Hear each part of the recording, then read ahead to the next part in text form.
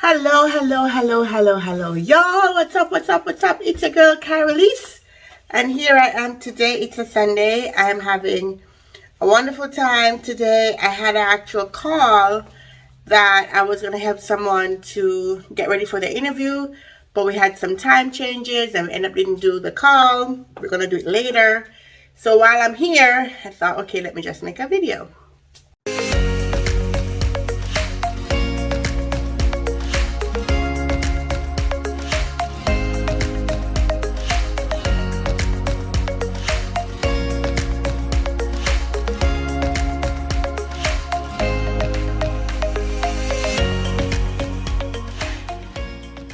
So what we're going to talk about today, I don't know. I actually don't have anything planned. I'm just going to wing it while I eat my chocolate. So my company sent me a box, and in the box were some, company stuff, books and pens and stuff, and they also sent me chocolate. So I am enjoying my chocolate here. It's kind of bitter, so it's not really my favorite. I don't like bitter chocolate, but I appreciate the sentiment, So sometimes we think that, we're in a job and we just have to keep doing the job because, that's what we get paid to do. But I want you to remember that the company values you being there probably even more than you value having a salary, right? So they need you more than you even need them because there's high competition. People at our level, we are highly intelligent people. We're very analytical people. They know they have to keep us happy, right? Because there's lots of competition. You can leave your full-time job and work for a contract job. You can start your own business. The gig economy is thriving where you can just do Airbnb or Uber or whatever other thing that you could do to make a lot of money. So there's fierce competition for having a full-time job. So the companies now are really, at least in my experience, are going all out to try to make you feel happy, right? They're doing activities, they're sending you gifts, They're trying to make sure they keep you because the competition for people at our level is strong, and you don't have to stay in that full-time job. So if you feel like you're being stressed out and you feel like you're in a place where people don't value you, know that you have options. And you don't have to stay under that company and suffer. Okay? Me personally, I don't stay anywhere where I'm not valued. If I'm not valued, I'm out. But at the same time, I have a very strong experience background, and so I probably am a little bit easier to switch jobs. So not saying you should do exactly what I do, but just saying my chocolate is proof that companies are doing whatever they can to keep people happy. Okay? All right, so what am I going to do today? I am going to read some of the comments that's been left. And guys, sometimes I don't get a chance to respond to all your comments. Doesn't mean I don't read them. I read them and I love them. So here's one from Wisdom Seeker. He says, "You are just brilliant. You explain so simply and clearly. Thank you." I love it. Guys, I'm a Cancer.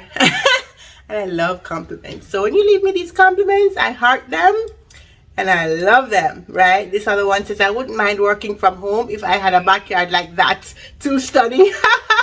I do have a big backyard. I'm going to take you outside in a minute. I do have a very big backyard because I have a dog and I have a kid. And just for family time, we like to sit outside, and I have a lake as well with turtles and stuff in there. So I like to sit outside in the summertime or the springtime and enjoy the nature, right? Like I couldn't thrive in just a city environment where there's just big buildings and trains and all that stuff. Like I don't think I'd be very happy like living in New York or one of those big cities.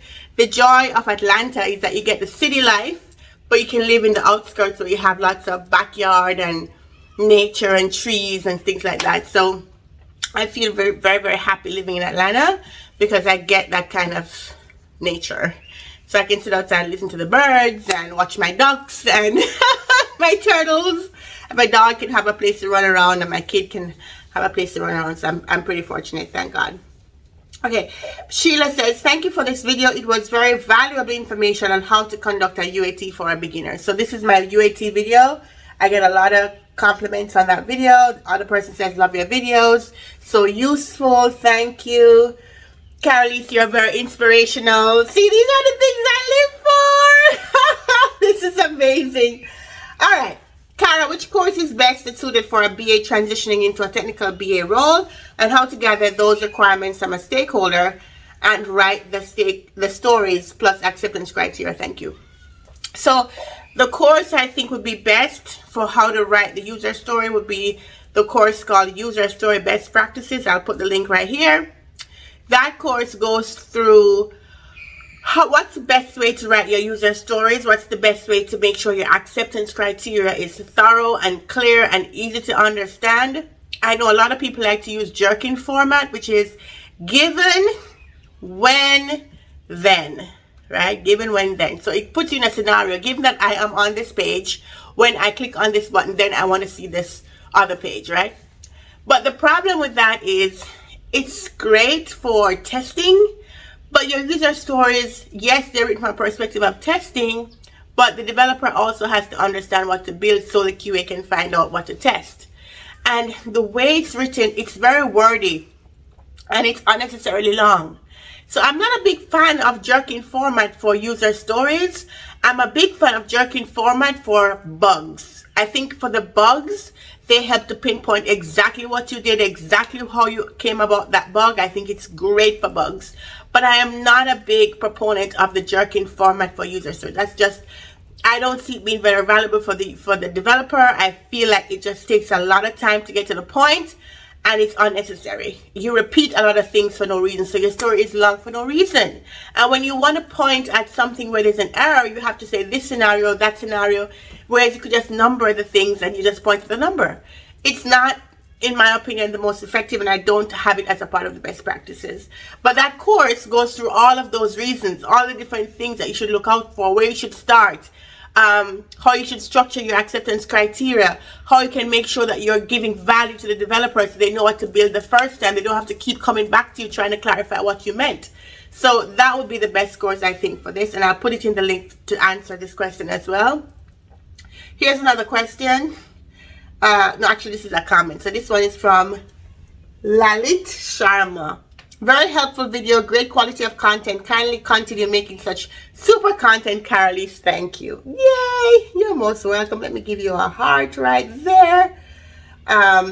Wisdom Seeker says, I love the way you teach and your positive energy.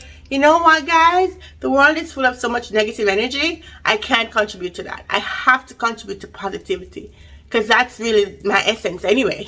I could even try to be negative if I wanted to.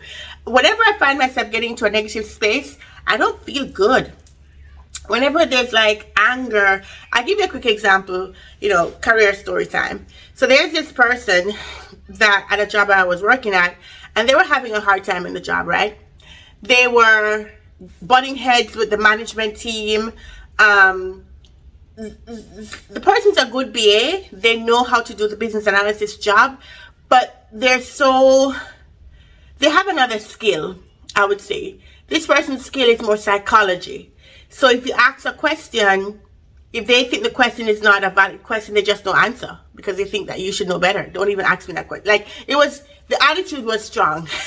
I'll just say it's a strong attitude. And so they got into a lot of fighting with the top management, and they joined long before I joined. When I joined, it was like a breath of relief because they just didn't want to fight about things anymore, right? So even though the quality of the BA's work was good, the way to get to the answers with her was hard, and she was just a very intolerant person. Like, she didn't like to be questioned, and she was very defensive and things like that.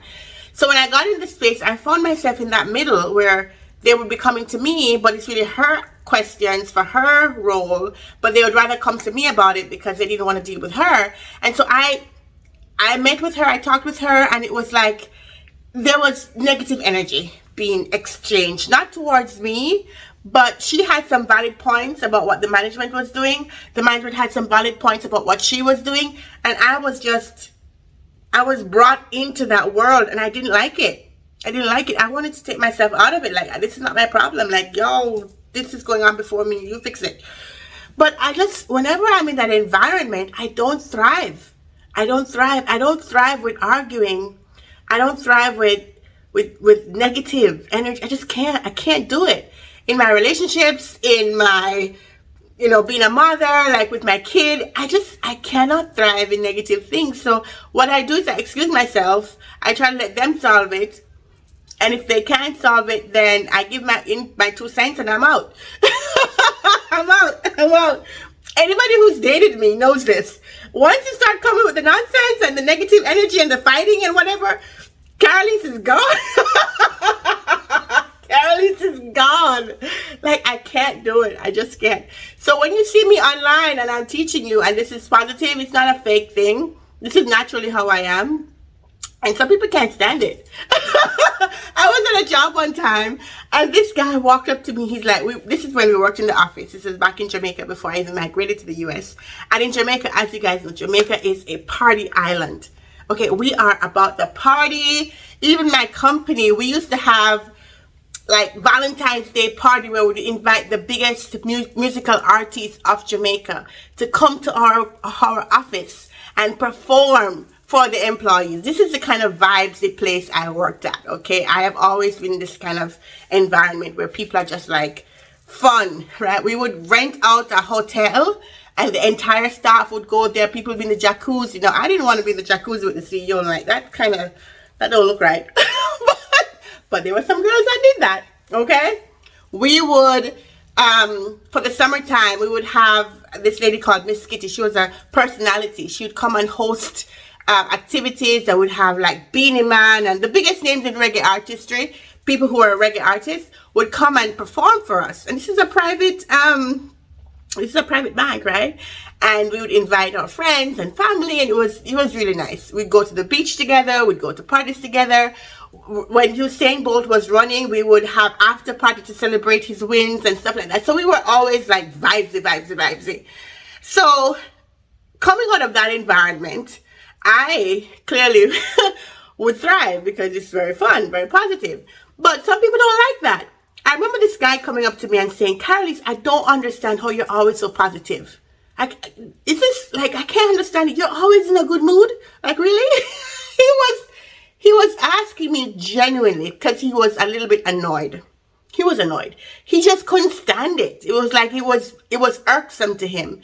And I remember one time early in my career when I just started, and I was working at another bank. It was an investment bank. I have a lot of experience in banking, by the way. So in his case, he was annoyed because I was always positive, and no matter what they would throw at me, I would have a positive answer, and I'd come back with an answer, and I'd always be doing something that worked out, and I was always happy about things. He would get grumpy, and he would be miserable about stuff, and I would just be over there smiling, and he'd be like, just stop. People got annoyed at my vibe. So in the other example, when I was early on in my career, this was one of my first jobs, and I was working as a tech support. This is when I was in college, and I worked this part-time job. And I remember this lady calling in, and she couldn't get into the banking system, and we were trying to solve it for her, and it was taking long. And she'd call back, and I'd be like, yes, ma'am, we're trying to work on it. We're going to get it done. And she got mad at me because I was too pleasant. She's like, I'm having a hard time getting in. I have customers waiting, and I don't appreciate you just smiling and thinking it's okay. She felt like because I was so pleasant that I wasn't taking her seriously and that I was not working towards it, which I was. So people get annoyed at you being positive. But do I care? I hardly care. I am not going to soak up your negative energy and make that change who I am. I'm going to be true to me, and if it annoys you, then you have to get out of the way, because I'm like a roller coaster coming down the hill. And if you want to be miserable and be grumpy, you want company there, I'm not going to be company for you with that misery. Misery loves company. I don't know about it, so you're going to stay with your miserable self over there, and I'm going to be happy rolling on down the hill over here. So that's just some examples of how being positive has not always been an easy road either, but it's just my default, so I can't change it. All right, next question. I got many ideas. Thank you for sharing the video with me. This was on the video interview presentation. This other person says, I feel like I can use this video for my interview for BA. Thank you so much for the breakdown. Ha ha ha. This was on the video. Is a business analyst right for you? So my intent with the channel is to help you to get the information, to be able to get the jobs, to be able to know how to do the job, to be able to articulate yourself well in the interview. So if you're using my videos for that, then that's fine with me. That's the purpose of it. Because there's so much information out there, but so much of it is like, maybe it's too high level, it's too fluffy, you can't make sense of it, or the creators have another objective. Their objective is to get you to buy some product or click on some link or just do something else that would help them to either make money or, provide a lead to something else, which there's nothing wrong with making money. This is a laissez-faire economy. We should be able to make money from our efforts. So I don't have a problem with that. It's just, it's hard to get to genuine people and it's hard to get to people who actually want to see you do well. I think in my sphere, as I go through my job and I'm in different meetings, there's very few of us in the roles that are doing well that I know, right? As I go from meeting to meeting, sometimes I'm the only Black person in the room. Sometimes I have to kind of prove myself over and over again, even though, from the interview, I should have been proven that I know what I'm talking about. But as you get in with other people who are probably not a part of the interview process and are meeting you for the first time, it's almost as if you have to convince them that you're just as good. Some people get into the room and they're assumed to be good until they prove themselves to be useless, because there's so many people in this role, y'all, that don't know what they're doing. And they float through it. And they bullshit their way. And they get away with it. And then when we step in there, it's like, we got to prove it. So there is that. It doesn't affect me directly, because I'm so confident at what I can do. And I'm so confident in what I'm saying, that as people put up roadblocks, I quickly bring them down. The roadblock, that is not the person. I bring the roadblocks down and I clearly articulate why I'm proposing whatever I'm proposing. So I get the respect over time from doing that. But you still have to prove yourself over and over again. So my approach is, if there's enough of us in this role doing well, then maybe I wouldn't have to prove myself so much. Right? I would love a world where you step into a scrum meeting, a stand-up. You step into a sprint planning meeting and there's a ton of Black people just running it, just knocking it out of the park, just being boss. You know what I mean? I would love that.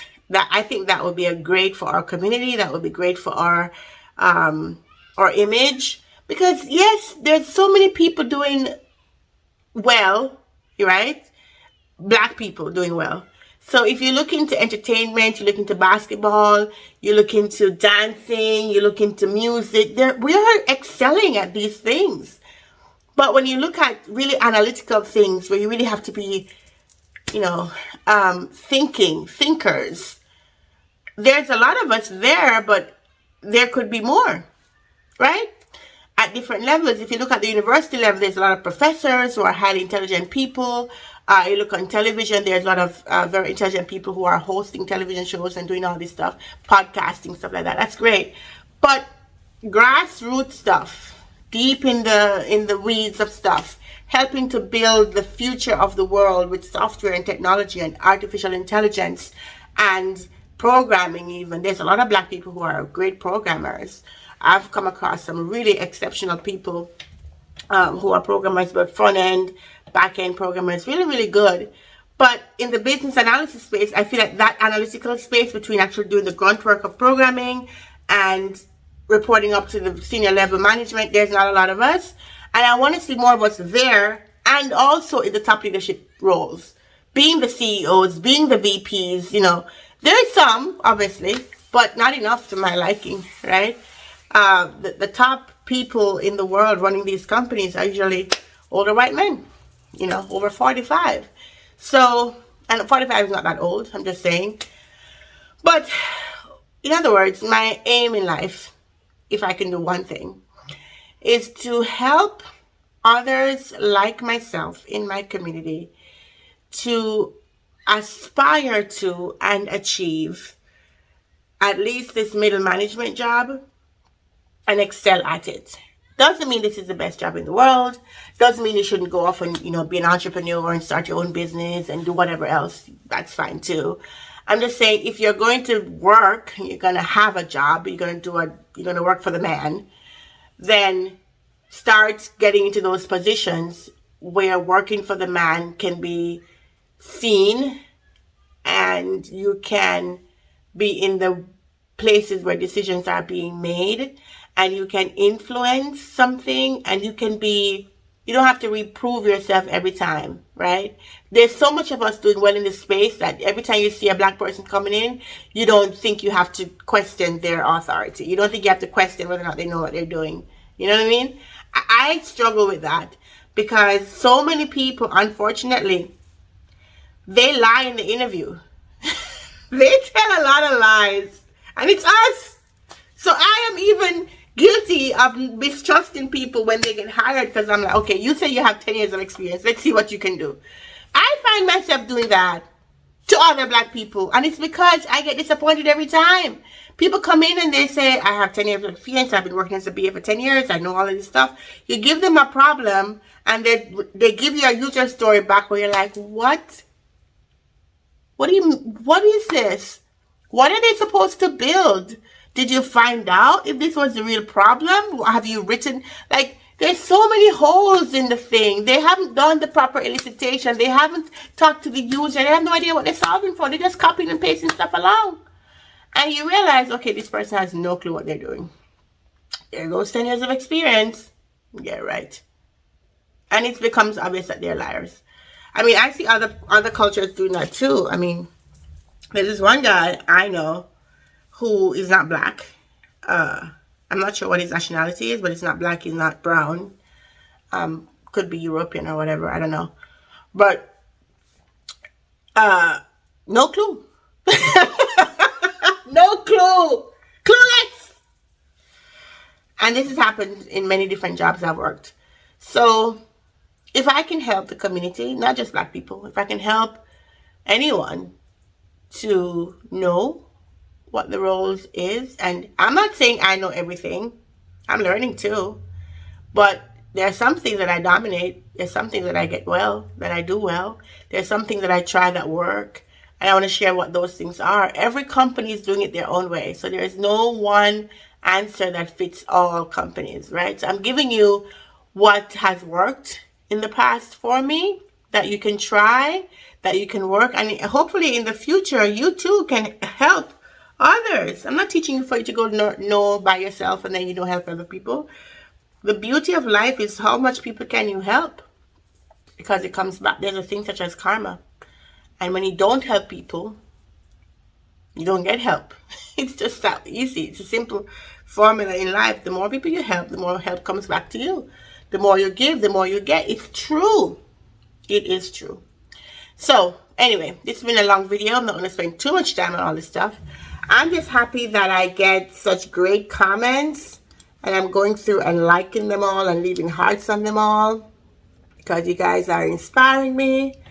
And I don't get a lot of bad comments, right? But there's this one comment I got on one of my videos, which is how to speak like a BA. And you never do anything perfect for everybody. If in this world you don't get negative comments, then you're definitely not doing something right. You have to be pissing somebody off at some point. So this person said, I don't really know what this video is about. If you are a BA, you talk like a BA. Those who are in the know and interviewing or meeting with a purported BA hear through the spoken and body language, through the wardrobe, etc., straight to the acumen. All the chucking out of terms does not make a BA. But nobody said that you become a BA because you chuck out terms. I mean, this person is crazy. And then somebody else jump on it and say, it's the deprofessionalization of everything. Might as well call this how to sound like a BA even if you're not a BA. The fake it till you make it mentality won't serve her audience well. Well, that's your opinion, Miss Miles Blue. I'm like, if you come on my video, you don't like my video, why don't you just leave? Just go somewhere else and see if you find the quality information that you think you're gonna get. So basically they're saying, because I made a video that says how to talk like a BA, I'm trying to help people to not be professional and to fake it until they make it. No, and that's not what I'm doing, Miss Miles Blue or Mr. Miles Blue, whoever you are. What I'm doing is I'm helping you be exposed to things that you would normally be exposed to. I'm helping you hear how we talk in a boardroom, when we talk into senior executives, how we term things, so that when you get in there, you know how to do the same.